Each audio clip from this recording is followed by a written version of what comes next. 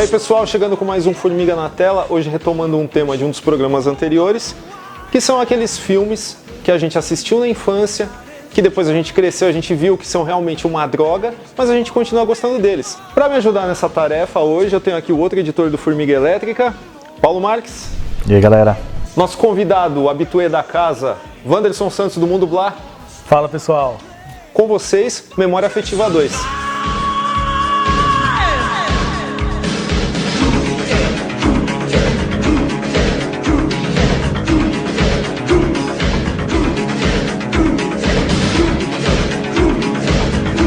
Fique com a gente até o final e você vai descobrir o que o clássico Grande Dragão Branco do Van Damme tem a ver com Poderoso Chefão 2.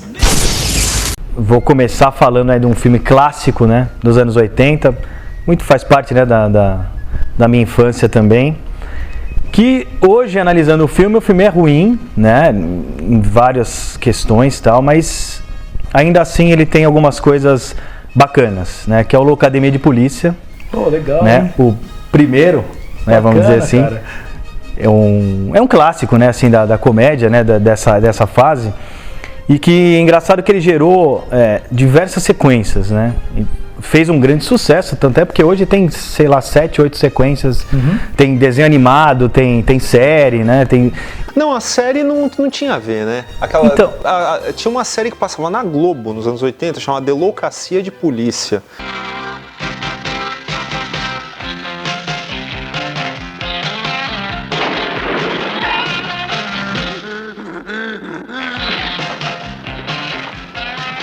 Delegacia de Polícia. Nossa, mas tinha até o Adam West, fazia parte do... Tinha um policial que era um cover do Elvis, o Adam West acho que era o chefe da polícia e tal. Mas o pessoal aqui achava que tinha a ver com o Loucademia de Polícia, mas não tinha, eu acho. Mas tinha uma série que passava no Warner Channel. Então, essa série eu não... Exato. Era o título. Mas eu lembrei desse Delegacia de Polícia, puta que pariu. Mas assim, o filme é engraçado, né, como ele fez um grande sucesso. Ele lembra muito os filmes, até dos irmãos Zucker, né, porque, como eu falo, o que tem de ruim no filme é que ele praticamente não tem roteiro, né, assim, é um combinado de sketches, né, e que tem muitos são engraçados mesmo, não só por ser memória afetiva também, eu acho até alguns engraçados, e outros são bem ruins, são bem idiotas, assim. Mas o filme, como eu falei, ele não tem roteiro, né? Ele brinca com a polícia. Eu acho que muito do sucesso dele talvez tenha sido isso, né? De ter feito essa brincadeira com uma coisa séria, né? Então a polícia, né? Você visualiza um cara, uma pessoa séria, né? Vai lá combater o crime, não sei, alguma coisa assim. Mas se você pensar que o sucesso que ele tem aqui no Brasil, e se a gente for por esse lado, né? Pela questão de brincar com alguma coisa séria, polícia na década de 70, 80 do Brasil era seríssimo, né? Era uma coisa muito séria. Exatamente. Então, de repente, você fazer chacota de uma coisa que simbolizava a repressão, então é certeza de sucesso, né? E o filme é assim, pelo menos o primeiro, que depois acho que eles começaram a criar algumas historinhas, né? Com algumas, tem um não sei o que, Missão Moscou, umas coisas assim. E eu acho que eu só vi o primeiro e o segundo, os outros acho que eu nem vi. Não, mas eu lembro que eu gostava do primeiro, eu tinha a Loucademia de Polícia na minha cabeça, de moleque, mais ou menos como o pessoal vê Star Trek, né? Que tinha mais ou menos uma... Não era no caso do Star Trek falaram que existia uma maldição dos filmes ímpares, né? No caso do Loucademia de Polícia eu achava que era a maldição dos pares, porque o 1 eu gostava muito, o 2 nem tanto, o 3 eu achava maravilhoso, porque o Zed, que era vilão do segundo, acabou virando policial no terceiro. Verdade. O quarto eu não gostei. E acho que a partir do 5 eu já desencanei e... eu não vi, acho que até foram feitos pra TV, né? Alguns foram feitos pra... Esses primeiros que tinha o Steve Guttenberg, eram filmes pra cinema. Depois acho que até ele saiu, desencanou. Mas então, isso lá pelo sexto. Sexto, que ele saiu, bom, enfim. Cara, eu não lembro porque eu lembro que eu gostava muito do primeiro e do segundo por causa do personagem do Steve Guttenberg mesmo, né? E eu não lembro que era o malandrão, da presença né? dele nos outros era o malandro. filmes. Então, o filme ele tinha esses personagens assim, que ele tentava criar, né, construir e fazer uma coisa legal, né? Eu lembro muito do Taco Berry, acho que é o personagem que eu mais gostava, Porque assim, se você for analisar hoje, ele até que é bem feito, o personagem. Brincando o cara com que, Harry, pô, né? então, é criado pela avó, obcecado por armas e tal. E ele tem as sacadas dele, são engraçadinhas, né? E são divertidas. O próprio nome já é uma coisa muito legal. Tackleberry, né? Tackleberry, exatamente. Hi, Brian. It's almost 800 hours. Time to deploy for school. I'll go when I'm ready. You're ready now, mister.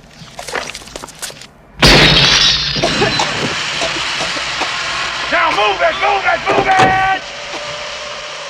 Thank you, officer. No problem, ma'am. O ruim do filme é que quando ele cai pro roteiro, ele cai pra história, ele fica ruim. O legal são os sketches, as brincadeiras, né? As piadinhas lá, que são as cenas e tal. Porque quando cai pro roteiro, que é aí tem o Steve Guttenberg com romance lá com a... Puta, que é a Samantha, né? Do Sex and the City. Isso eu não lembrava, cara. Assim, já é ruim. Esse romance, puta, não precisa. Se ficar só nos sketches, como faz os irmãos Zucker, pô, estaria super legal. E o chefe da polícia, o Lassar, né? O comandante Lassar. Era o pai da Punk, a levada da breca, né? Era mesmo, né? Pô, tanto que eu gostava muito de ver o filme, porque eu assistia Punk, né? Puta que pariu. Vamos ver o pai da Punk lá no academia de polícia, cara, muito legal. Então,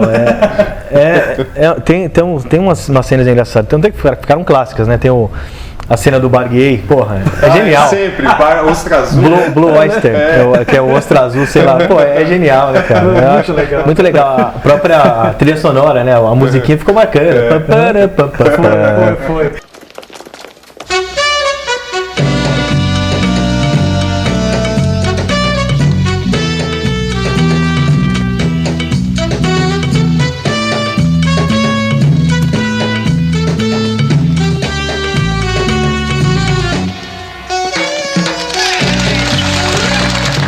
Sim, é Eu não lembro o engraçadinho. nome dele, que fazia sons, né?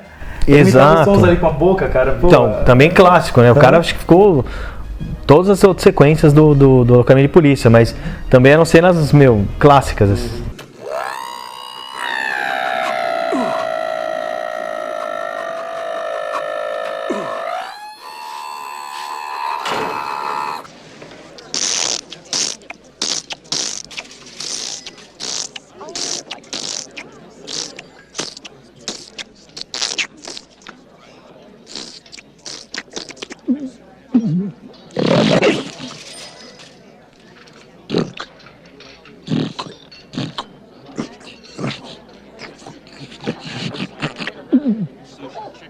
Hungry, Diane? Ele tem seus valores ali, cara. Eu acho, acho que ainda legal. tem, né? Porque Hoje, a gente quando lembrando- passa, eu ainda vejo, cara. Se for passar assim, pô, vamos ver essa cena aqui, puta, cara, legal, tá. Acho que eu queria também, cara. Então. Ligando a TV assim, passando, eu assistiria. E o nome, né? Loucademia de Polícia. O nome é Polícia Academy Louca. É Tem que fazer essas porra. né? Aliás, gerou uma tendência de títulos De louca. alguma coisa. Cara, eu lembro que tinha Loucademia de Combate. Você ia na locadora, tinha Loucademia de Combate, Loucademia de Esqui. E tudo na onda do Academia de Polícia, Sim, né? claro. É tipo a onda do kickboxer, a onda de ninja e tal. Loucademia de Ninjas. Era assim, profusão, né? cara? Exatamente. Uma loucura. Can you get my kitty cat out of the tree? No problem, ma'am.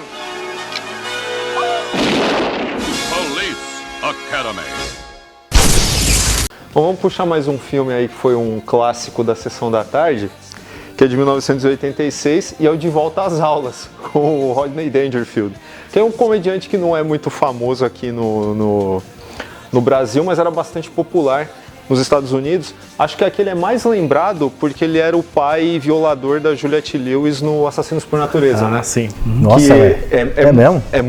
É muito engraçado isso, muito curioso que você vê que um cara que você olhava pra ele e tinha vontade de dar risada até pela compleição física, pela cara dele, aquele olho meio vesgo, né? Ele consegue aparecer, ele consegue encarnar um cara que é assustador em outro filme, né?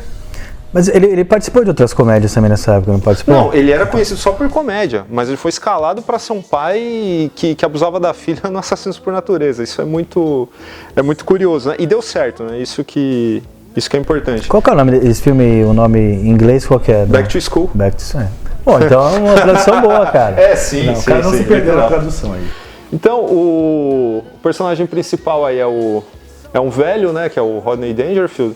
O filme começa com um flashback, né, do pai falando para ele estudar e tal. E ele acabou ignorando os conselhos do pai, mas ele prosperou financeiramente com uma loja de roupas para pessoas mais avantajadas, né? Acho que pode falar avantajadas? Gordo? Pode falar gordo? É roupa para gordo mesmo, tipo Varca, né?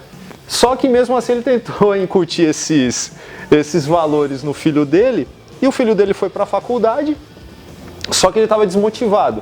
Então aí o velho resolve se matricular na faculdade para ajudar o filho. Então é claro, né? Você já sabe que vão vir mensagens de superação e etc. Vai ter aquele negócio bem americano, né? Mas mesmo assim, cara, esse filme eu acho muito bacana primeiro porque ele tem várias curiosidades, né? Ele é um filme legal pro adolescente, porque ele é um filme absolutamente descompromissado.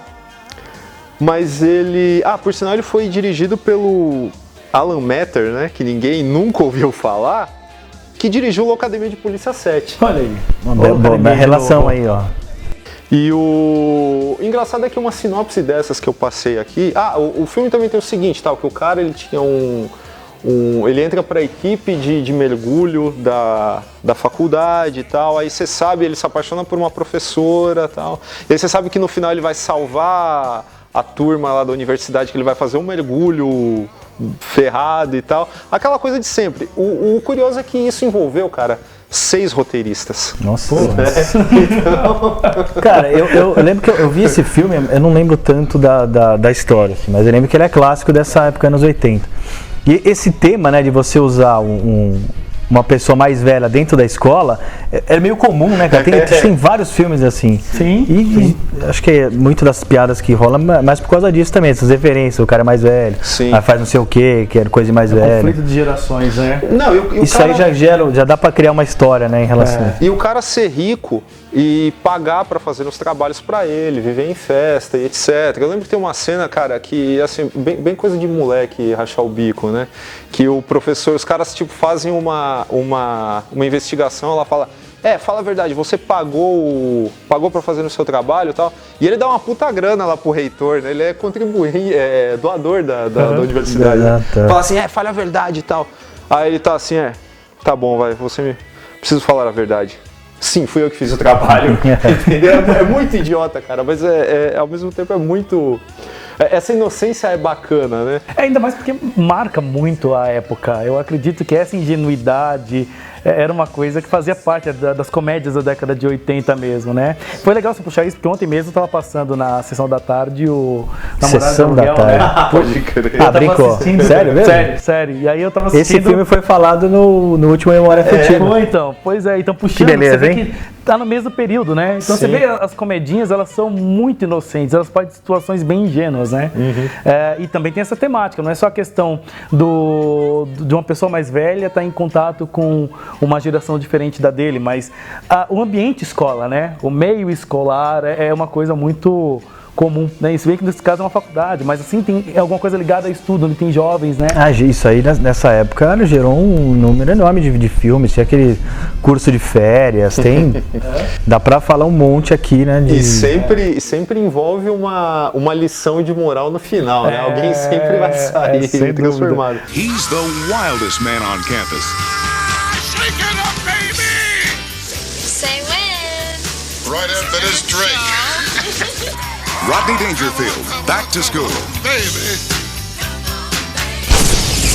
Esse negócio de memória afetiva é muito curioso, né? Porque aquele filme que você assiste quando é criança, de repente é o melhor filme que você viu no mundo, né? Porra, não vai ter filme melhor que esse, né? E tem um que, despencou consideravelmente na minha lista, né? O Independence Day, cara. Meu Deus. Porra, esse aí nunca nem subiu na minha lista, nunca né, subiu, cara? Olha, esse daí foi o primeiro lugar da minha lista por muito tempo, velho.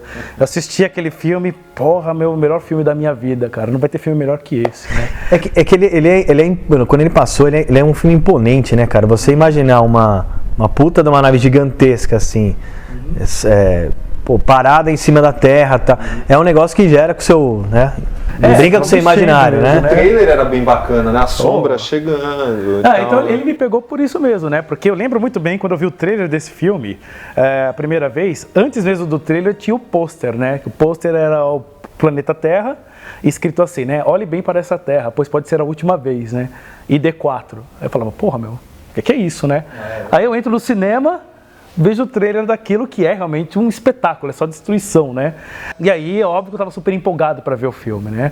Fui lá no cinema, assisti, mas é aquela coisa, né? A merda que é, você vê o cartaz, você vê o trailer, você fala, eu vou gostar desse filme, você gosta, né? Gostou. Quando você é moleque, você gosta, né? E aí, mesmo assim, né? Como eu falei, o filme ficou na minha lista por muito, muito tempo. Então, eu peguei o VHS, aluguei 3, 4, 5 vezes. Depois eu gravei, assisti, até que acontece de você crescer, né? Aí você vai ver de novo, né, cara? Você vê de novo, aí você vê percebe que o filme tem ali é um horror, né? Porque ele é uma... Pra começar, né? Convenhamos, né? O planeta Terra não é os Estados Unidos, né, cara? É, verdade. Né? A gente pode limitar o planeta Terra aos Estados Unidos. Você vê que só acontece merda lá, né? E aí fica subentendido que tá rolando no mundo inteiro, né? Mas é ali, né? E o filme é uma puta propaganda americana, né? E o muito louco do filme é que, assim, geralmente os caras blindam o presidente com qualquer tipo de ameaça, né? Ainda mais nos Estados Unidos, que é o cara mais importante do mundo. Né? Pois é. E no filme o cara salva o mundo, né? É piloto. Puta coisa ridícula. Não aconteceria isso. Mas esse filme tem o data da nova geração, cara, então beleza, isso aí dá pra perdoar um pouquinho. Então passa, né? Ele era um cientista louco, mas né? sabe o que eu acho engraçado? Eu achava muito foda a ideia do presidente entrar no caça, entendeu? Porra, é o presidente dos Estados Unidos, cara, vai salvar o mundo, velho. Puta, isso aí hoje é foda, mas né? é foda, porque assim, Puta você que pensa pariu, o que é a ridículo. ideologia ficar enraizada em você, você nem tá ligando se é o cara... Primeiro que isso não aconteceria nunca, né? E segundo, você tá torcendo pro presidente dos Estados Unidos como se fosse o líder do mundo mesmo, Você né, sonhou em ver o Fernando Henrique na mesma situação, seria muito né? legal, cara. Seria muito legal ver um FHC. Parece, né? Porra, né? Puta, cara.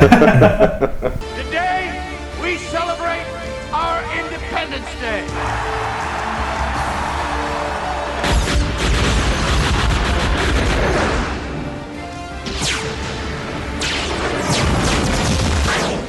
That's what I call a close encounter. Então, conforme foi prometido no começo do programa, a gente vai abordar aqui a relação entre o filme do Van Damme com o Poderoso Chefão 2, cara.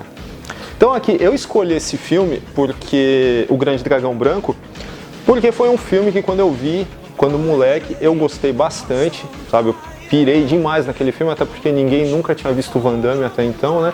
Foi o estouro, não é o primeiro, foi o primeiro papel principal dele, né? Ele tinha sido extra no Braddock, né? Que obviamente se você procurar você não deve achar, né? Ele foi mais o que? Ele tinha sido... Ele fez um filme...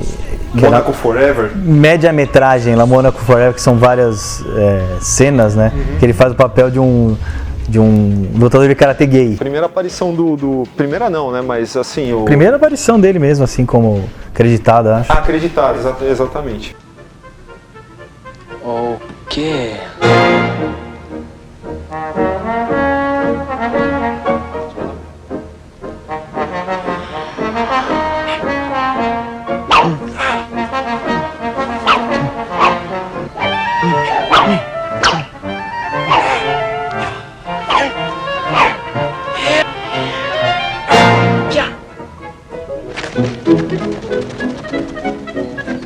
T'as beaucoup de chance!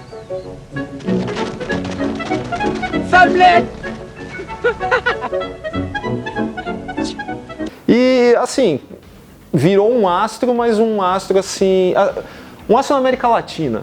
Porque nos Estados Unidos ele nunca foi esse grande estouro que ele foi aqui do México pra baixo, né? Cara, eu lembro quando, nessa época, que eu gostei também do Dragão Branco, né?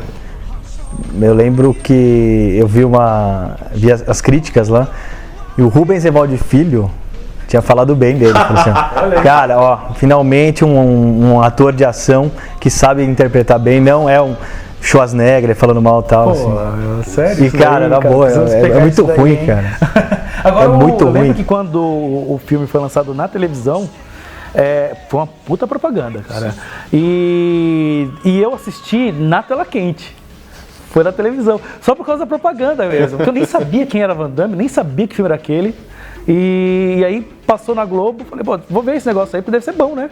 Do jeito que os caras estão falando, eu nunca tinha visto o filme e coloquei pra gravar, cara. E pronto, né? E aí você quebrou o lacrezinho. Quebrei o lacre, fiz como o Gustavo e quebrei o lacre.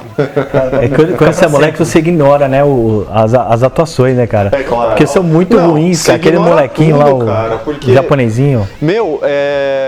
O filme é tão absurdo que o cara vai lutar num torneio pra honrar o mestre dele porque o filho do cara morreu. Só que assim, por que ele entrou no exército? Só pra fugir do exército e ir pro torneio? Não faz o menor sentido. Uma que você procurar honrar alguém descendo a pancada em todo mundo, também já não tem muito sentido, né?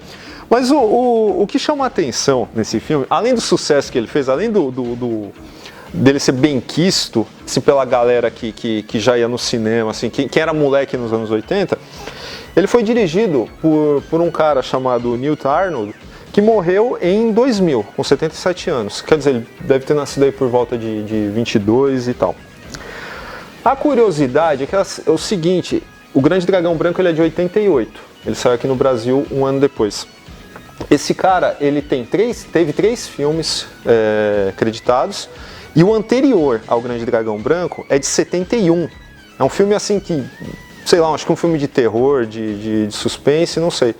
Então o cara ficou 17 anos sem dirigir e encerra sua carreira de cineasta com aquela bomba, né, do Van Damme.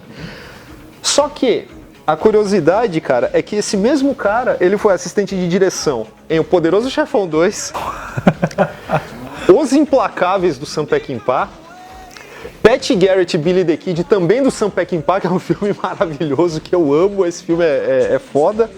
Comboio do Medo, do William Friedkin, Blade Runner, Goonies e Segredo do Abismo, cara.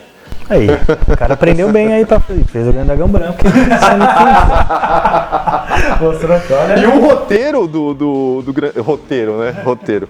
Baseado no... Assim, o Grande Dragão Branco é uma das cinebiografias mais picaretas da história, né? Porque fala que, baseado na história de Frank Dukes e tal, o cara que foi lá no comitê e tal. Isso aí. Só que esse cara, a associação que responsável pelo tal do comitê era o endereço da casa dele. E o troféu falam que foi ele que comprou, tal, tem muita picaretagem envolvida, né? E o cara era coordenador de dublês e coreógrafo do mesmo filme, do filme que conta a vida dele. Olha aí, né? Então é uma e não tem como ser verdadeira também essa história, né, cara? É muito romanceado, cara. Você tem o amigo dele morre não, né? Ele pede lá. O amigo dele que era o ogro na Vingança dos Nerds, cara. Exatamente. Assim, como que você. E você entende que quem é convidado para aquilo, a própria lógica interna do filme, ela é meio louca, porque você entende que só grandes lutadores seriam convidados, né? Aquele gordo era o quê? O cara bebia pra cacete. Então aí você pensa, qual que era o estilo daquele cara? É o estilo, eu dou porrada de qualquer jeito e te jogo do ringue, cara? Te jogo do tablado? Não tem o menor estilo sentido. Briga de rua. Não, mas tem um dos vilões assim mais bacanas, né? Que é o Chung Li, né, cara? O Chung Li é... Porra. Aquele cara dava medo. Dava medo. Tinha medo. Quando chegava a hora de lutar com ele. E o Forrest Whitaker, cara? Fazendo como coadjuvante com o cara do exército que persegue o Van Damme e leva chapéu o filme inteiro, né? Pois é, velho. O cara que fez Bird do Clint Eastwood no mesmo ano. Pois é. Quer dizer, é o camarada, né? Certamente desse amigo do diretor, de alguém ali, falou: você faz esse papel aí? De boa. Precisa de dinheiro mesmo, né, cara? Não tem... O lugar tava atrasado.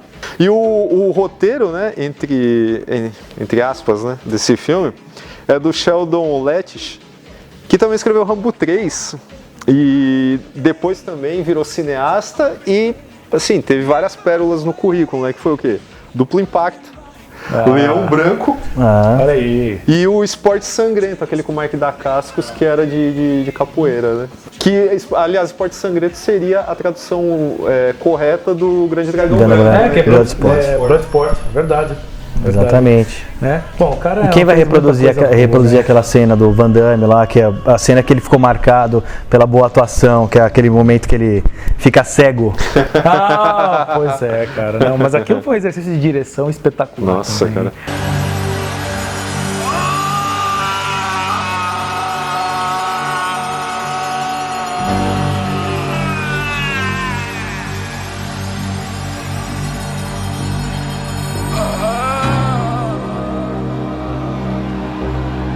Outro absurdo, né? O cara pega e... A luta tem juiz, né? O que já é meio besta você colocar um juiz ali. Aí o cara pega e joga o juiz no adversário, né, cara?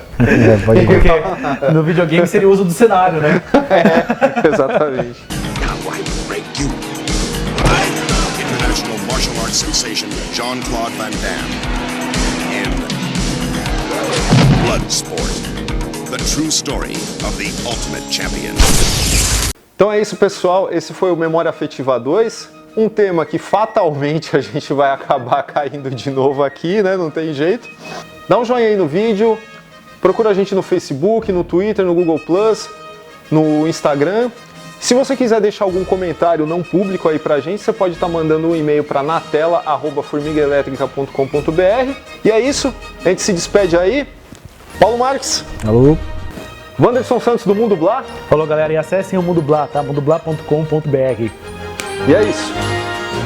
E só para completar uma coisa sobre a memória afetiva do Locademia de Polícia, é engraçado quando a gente assiste esse tipo de filme quando você é criança, porque você dá risada da situação, mas tem personagem que você gosta. E aí, porra, você assistiu a Locademia de Polícia e fica com vontade de ser policial, como aconteceu comigo, é meio foda, né? Porque, pô, tem aqueles caras como referência. Taco Berry, né, cara? Agora você Porra, vê, o cara é memória afetiva total. machão e tal. Nossa.